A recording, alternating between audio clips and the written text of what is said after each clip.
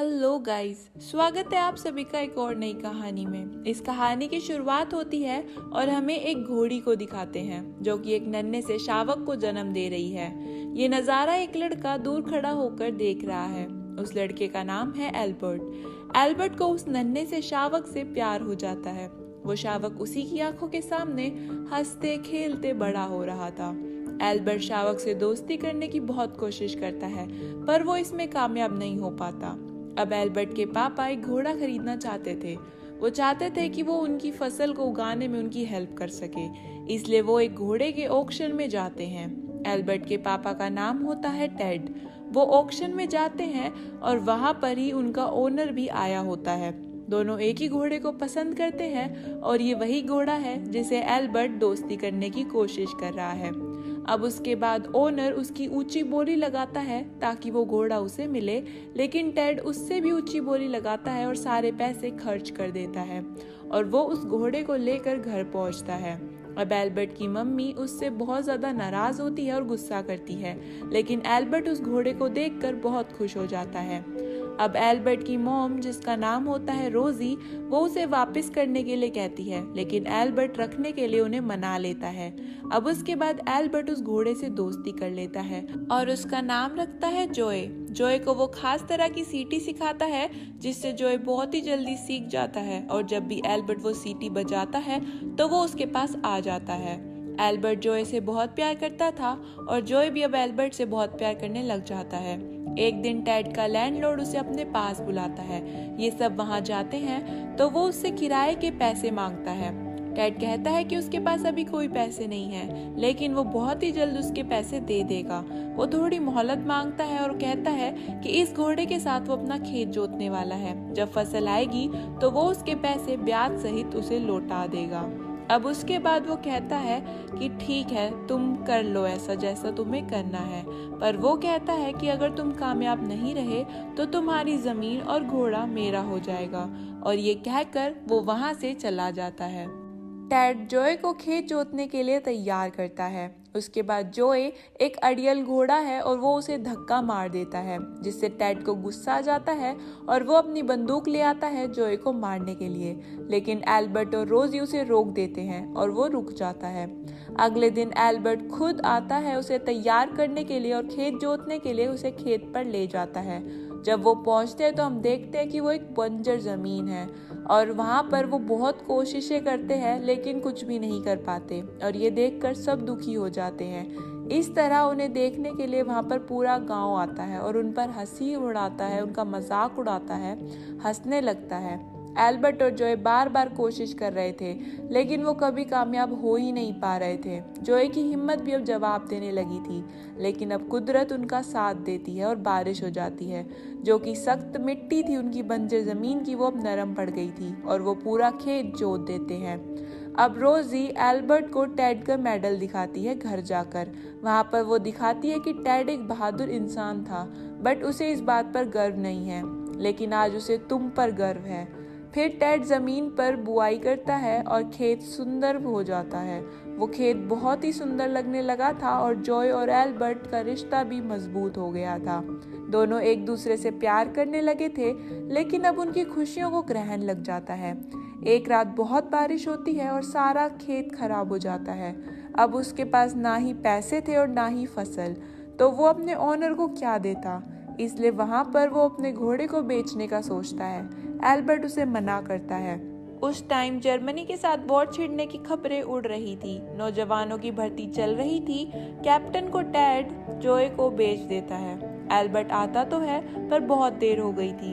Albert captain से request करता है कि वो जॉय को ना लेकर जाए, लेकिन कैप्टन उसकी बात नहीं मानता। तो एल्बर्ट कहता है कि ठीक है, मैं भी भर्ती हो रहा हूँ, मुझे भी अपने साथ ले चलो, लेकिन एल्बर्ट की एज कम थी इसलिए कैप्टन उसे नहीं ले जा सकता था। कैप्टन जॉय का ख्याल रखने का वादा करके उसे अपने साथ ले जाने लगता है। एल्बर्ट जॉय को एक कपड़ा बांध देता है जो कि टेड के मेडल्स के साथ था। वो उसे कहता है कि मैं तुम्हें ढूंढने जरूर आऊंगा और हम एक दिन जरूर साथ होंगे। वो इस बात का वादा करता है। उसके बाद आर्मी के दूसरे कैप्टन के घोड़े के साथ ही जॉय को बांध दिया जाता है उस कैप्टन को बहुत नाज था कि उसका घोड़ा सबसे अच्छा है। अगले दिन प्रैक्टिस में उसका सारा घमंड चूर चूर हो जाता है क्योंकि जॉय उस दूसरे घोड़े को हरा देता है। जॉय की भी अब उस घोड़े से दोस्ती हो जाती है। अब वो वॉर में पहुंचने वाले हैं और वो अभी फ्रांस में हैं। जर्मन से मुकाबला करने वाले हैं तो उन्हें एक ठिकाने का पता चलता है, वो वहां हमला करने जाने वाले हैं। अब यहाँ पर कैप्टन जॉय को वही कपड़ा बांधता है जो कि उसे एल्बर्ट ने दिया था। फाइनली अगले सीन में जॉय जंग के मैदान में अपने कदम रखता है। जर्मन तैयारी के साथ आए थे और वो मशीन गन से फायर करने लगते हैं। कैप्टन नहीं बच पाता लेकिन जॉय किसी तरह बच जाता है और वो भागता है, लेकिन जर्मन उसे पकड़ लेते हैं। वहाँ पर वो काला घोड़ा भी था जो कि दूसरे कैप्टन का था और वो जॉय का दोस्त था। वो उन दोनों को पकड़ लेते हैं। यही वर्ल्ड वॉर 1 की शुरुआत थी साल 1914 में। वॉर में दुश्मन सैनिकों के जैसा व्यवहार होता था वैसा ही उनके जानवरों का भी हाल होता था। घायल घोड़ों को वो लोग मार देते हैं और जो थोड़े ठीक थे उनको अपने साथ काम करवाने ले जाते हैं। उनकी जिम्मेदारी अब 2 भाइयों को देते हैं जिनको वो कपड़ा भी मिलता है जो कि उस जो के पीठ पे बंधा हुआ था। एल्बर्ट को वहाँ गांव में पार्सल मिलता है जॉय का स्केच और वहाँ पर उसे एक लेटर मिलता है कि कैप्टन मर चुके हैं। सब लोग सोचते हैं कि अब जॉय भी मर चुका होगा क्योंकि कैप्टन अपने आखिरी टाइम पे जॉय की ही सवारी कर रहे थे, लेकिन यहाँ एल्बर्ट को विश्वास है कि जॉय जिंदा है और वो उसे ढूंढ लेगा। अब यहाँ पे हमें दिखाते हैं कि जर्मन कैंप में फ्रंट लाइन पे जाने के ऑर्डर्स मिलते हैं और वो दोनों भाई में से एक भाई को भी जानने को बोला जाता है और एक भाई को घोड़ों के साथ रुकना था। वहाँ पर वो घोड़ों को बाद में लेके जाएगा जब उनकी जरूरत होगी। और इनमें से छोटा भाई जा रहा था और बड़ा भाई वहीं रुक रहा था। बड़ा भाई चाहता था कि वो दोनों साथ में रुकें, इसलिए वो उसे रोकता है, पर छोटा भाई नहीं मानता और निकल जाता है। उसने वही कपड़ा अपने बैग पे बांध रखा था जो कि जो के बंधा हुआ था। अब सारे सैनिक पैदल ही फ्रंट लेन की तरफ जा रहे थे। आधे रास्ते में पीछे से बड़ा भाई जो को और काले घोड़े को, जो कि जो का दोस्त था, उसे लेकर वहां आता है और कपड़े की मदद से अपने भाई को पहचान कर लाइन से जबरदस्ती उठाकर अपने साथ ले जाता है। वो विंड मिल के अंदर जाकर छुप जाते हैं और वो कपड़ा फिर से जॉय को बांध देते हैं। छोटा भाई अपनी नाराजगी जाहिर करता है। वो जाना चाहता था, वो प्राउड था कि वो वॉर में अपने देश के लिए लड़ रहा है। उसके पेरेंट्स भी उस पर प्राउड थे, पर उसके बड़े भाई को लगता है कि वो भी छोटा है और वो दोनों साथ में ही रहें, इसलिए अब वो दोनों सो जाते हैं। लेकिन जर्मन्स को कहीं से इस बात की खबर लग जाती है। वो उन्हें लेने वहां पहुंच जाते हैं, लेकिन वो उन्हें जिंदा नहीं ले जाना चाहते थे। वो उन दोनों को वहीं मार देते हैं। खुशकिस्मती से वो दोनों घोड़ों को नहीं देख पाते, तो वो वहीं पर जिंदा रह जाते हैं। अगली सुबह लड़की आती है जो कि उस विंड मिल की मालकिन थी। वो वहां पर अपने दादाजी के साथ रहती थी और उसके पेरेंट्स मर चुके थे। वो अपने दादाजी को बताती है कि वहां पर 2 घोड़े हैं। वो दोनों ही नहीं जानते कि ये घोड़े कहाँ से आए। अब एमिली डिसाइड करती है कि जब तक उसके मालिक नहीं मिल जाते वो इन घोड़ों का देखभाल करेगी। अचानक से वहां पर जर्मन्स आते हैं और वहां पर एमिली के दादाजी घोड़ों को छुपाने के लिए कहते हैं और वो वहां पर उनके खेतों में से, घर में से खाने लायक या लूटने लायक जो भी सामान मिल रहा था उसे अपने साथ रख लेते हैं। एमिली ने दोनों घोड़ों को बेडरूम में छुपाया था, इसलिए वो उन्हें नहीं देख पाते और वापस आने की धमकी देकर वहां से निकल जाते हैं। अगले दिन एमिली का बर्थडे था। उसके दादाजी उसे घोड़ों पर राइड करने वाली कैरेज गिफ्ट में देते हैं। वो कैरेज उसकी मम्मी की थी। उसके बाद वो खुश हो जाती है और राइड के लिए निकल पड़ती है। वो जिस दिन से घोड़े मिले थे उस दिन से राइड करना चाहती थी। एमिली को गए कुछ मिनट हो गए थे और वो वापस नहीं आई थी, इसलिए उसके दादाजी को एमिली की फिक्र हो रही थी। वो उसे देखने के लिए जाते हैं और वो देखते हैं कि एमिली को और दोनों घोड़ों को जर्मन्स ने पकड़ लिया है।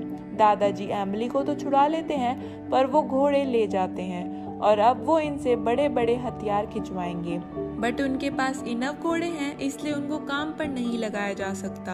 अब वहाँ पे आधे रास्ते में जाकर एक घोड़ा अपना दम तोड़ देता है। जर्मन काले घोड़े को, जो कि जॉय का दोस्त है, उसे वहाँ लगाने की बातें कर रहे थे, पर वो बहुत ही नाजुक है। वो सिर्फ दौड़ने के लिए बना है और वो इसे नहीं खींच पाएगा, इसलिए जॉय भाग कर आता है और वहाँ खड़ा हो जाता है। जॉय आकर खड़ा हो गया था, इसलिए वो उसे ही उससे बांध देते हैं। यहाँ पर जॉय अपनी दोस्ती साबित करता है। अब जैसे तैसे करके वो दूर तक उसे खींचता है, पर अब जॉय की भी हिम्मत जवाब दे चुकी थी। अब वो हथियार मंजिल तक पहुंच चुके थे और शुक्र है उसका काम खत्म था। वहां शुरू होता है असली युद्ध का भयानक मंजर। जर्मन भयानक आर्टिलरी फायर करना स्टार्ट करते हैं और आगे रशियन और ब्रिटिश सैनिक थे, जिनमें से एल्बर्ट भी था, यानी कि अब वो युद्ध में भर्ती हो चुका है। युद्ध शुरू हुए 4 साल हो गए हैं। अब ये साल है 1918 का। जाहिर सी बात है कि वो जोए को ढूंढने ही यहाँ पर आया है और वर्ल्ड वॉर अपनी चरम सीमा पर है।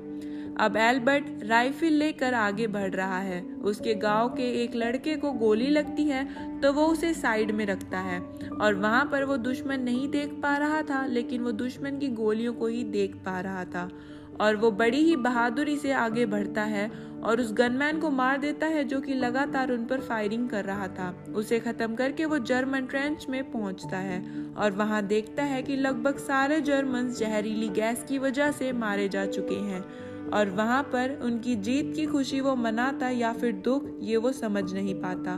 तभी एक और से गैस आती है और हर तरफ से जहरीली गैस उसकी तरफ आती है। अब यहीं पे ये सीन कट हो जाता है। अगले सीन में हमें दिखाते हैं कि जोए का दोस्त, जो कि वो काला घोड़ा था, वो मीलों का सफर तय करने की वजह से अब थक गया है और वो अपना दम वहीं तोड़ देता है। अब जोए यहाँ अकेला है युद्ध भूमि पे, जहाँ जोए को अकेला छोड़कर जर्मन्स भाग चुके हैं। जोए का सामना ब्रिटिश टैंक से होता है, जिससे वो जैसे तैसे करके बचता है और उससे वो डर कर इधर उधर भागने लगता है। बॉम्ब के धमाकों पर धमाके हो रहे थे और वो बस भागे जा रहा था।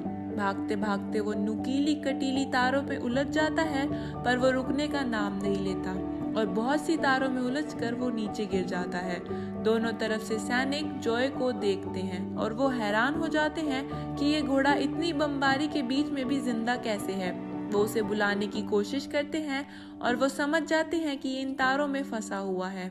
तभी एक ब्रिटिश सैनिक बड़ी हिम्मत दिखाता है और उस घोड़े को बचाने के लिए एक सफेद झंडा लेकर आता है और तभी वहां पर एक जर्मन सैनिक भी आता है और वो दोनों मिलकर उस घोड़े को उन तारों से हटा देते हैं। अब दोनों मिलकर जोए को फ्री कर चुके थे, पर वो दोनों में झगड़ा हो जाता है कि ये घोड़ा मेरा है, नहीं ये घोड़ा मेरा है।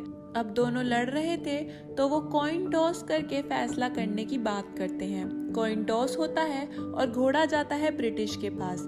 दोनों फैसले का सम्मान करते हैं और अपने अपनी ट्रेंच में वापस आ जाते हैं।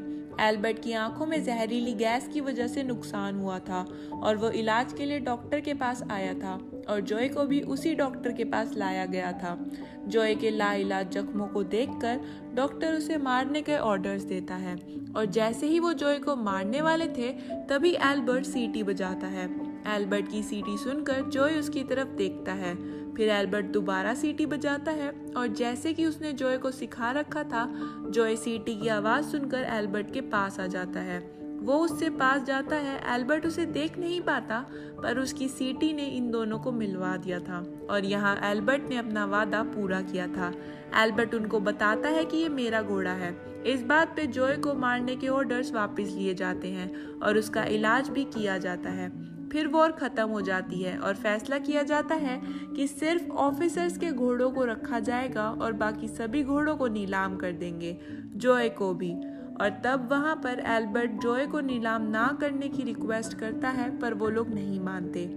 फिर उसके बाद भारी मन से वो जोए को नीलामी के लिए ले जा रहा होता है, पर जाते समय आर्मी के सभी उसके जो दोस्त थे वो मिलकर उसे 29 पाउंड्स देते हैं, जो कि नीलामी के वक्त जोए को वो खरीद पाएगा। एल्बर्ट उनका शुक्रिया अदा करता है और ऑक्शन के लिए जोए को ले जाता है। वहां पर जोए की बोली शुरू होती है 4 पाउंड से। अचानक से वहां एमिली के दादाजी आ जाते हैं, जो कि 100 पाउंड में जोए को खरीद लेते हैं। एल्बर्ट कुछ नहीं कर पाता। एल्बर्ट उनसे रिक्वेस्ट करता है कि मैं आपको पैसे दे दूंगा, मुझे मेरा घोड़ा दे दो। पर उसके बाद वो कहते हैं कि नहीं, ये घोड़ा मेरी पोती का है जो अब इस दुनिया में नहीं रही, मैं इसे ले जा रहा हूँ। लेकिन जोए एमिली के दादाजी का हाथ छुड़ाकर एल्बर्ट के पास वापस आता है। एल्बर्ट उसे वापस करने जाता है, तब वो जेब से कपड़ा निकाल कर उसे देते हैं। एल्बर्ट कहता है कि ये कपड़ा मेरे पापा का है उसके बाद दादाजी कहते हैं कि एमिली की लास्ट इच्छा यही थी कि जॉय उसके मालिक के पास वापस जाए। एमिली के दादाजी की आंखों में खुशी और गम के आंसू थे और फिर वो एल्बर्ट को और जॉय को अलविदा कहकर वहां से चले जाते हैं। एल्बर्ट और जॉय गांव के लिए वापस निकल जाते हैं और अपने बेटे और घोड़े को सही सलामत देखकर उसके पेरेंट्स बहुत ज़्यादा खुश होते हैं। इसी तरह ये कहानी यहीं ख़त्म हो जाती है। थैंक